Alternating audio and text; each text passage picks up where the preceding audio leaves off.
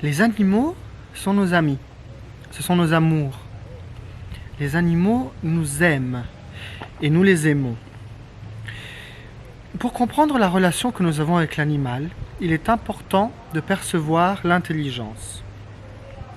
Car l'intelligence d'un être vivant décrit son rôle dans l'écosystème. Car nous parlons toujours de prédateurs et de proies, mais l'intelligence amène réellement quelque chose d'important pour la nature et son évolution. Les animaux aiment vivre ensemble, bien sûr, dans le paradis terrestre, comme nous-mêmes. Et nous devons comprendre à quel point nous sommes des canaux,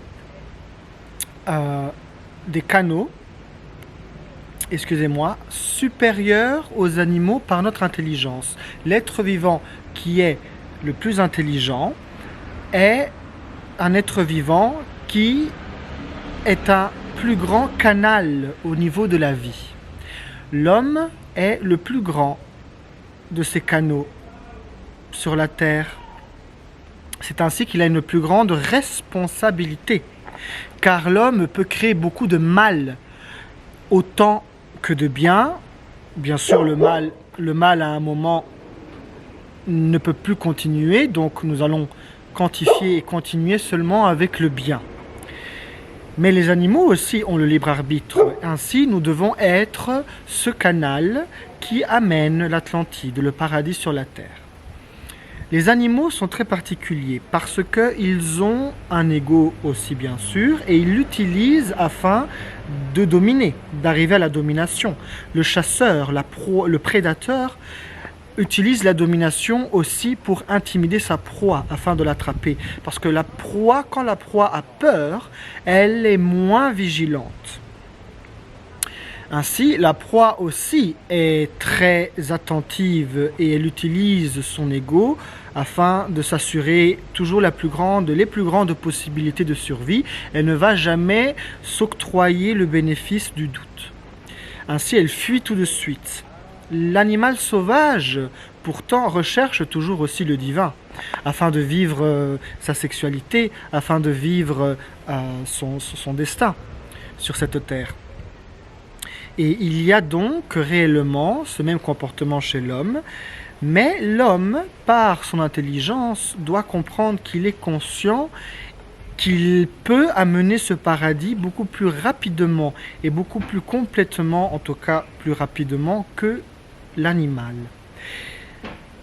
Maintenant, une particularité de l'homme qui est civilisation, car l'homme parle et avec le langage nous développons l'amitié. L'amitié est à la base de cette civilisation qui est donc une énergie dont la source est le langage, car le langage permet l'amitié.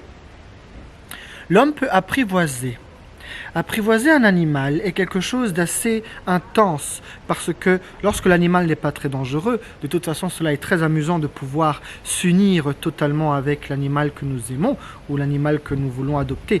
Mais lorsque l'animal est un peu plus dangereux, un peu plus grand, il faut faire attention. Mais il est possible parce que l'homme, par son intelligence, peut aller au-delà, au-dessus de l'ego de l'animal, même d'un éléphant, même d'un tigre. Mais il faut comprendre la sécurité, pas se mettre en danger. L'animal a un instinct, comme on dit, il a des réflexes. Cela aussi peut se modifier dans le sens que si l'animal sait qu'il va manger, il va s'adoucir. Quand l'animal est apprivoisé, si un tigre vous l'apprivoisez et il sait qu'il mangera, il est possible de le garder comme animal de compagnie, mais il faut faire très attention. Je prends le tigre qui est un des animaux les plus agressifs de la Terre. Soyez conscient que je parle d'un apprivoisement très poussé, très long.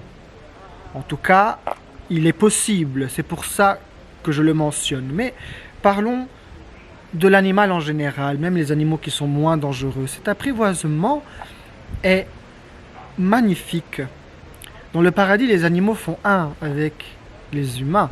Et dans l'apprivoisement, lorsqu'on apprivoise un animal, notre âme s'associe totalement à l'âme de l'animal, car l'animal voit et comprend bien que vous êtes plus intelligent que lui, qu'en tout cas vous lui donnez à manger sans problème, et que il entend aussi le langage, en tout cas la compréhension que vous êtes son maître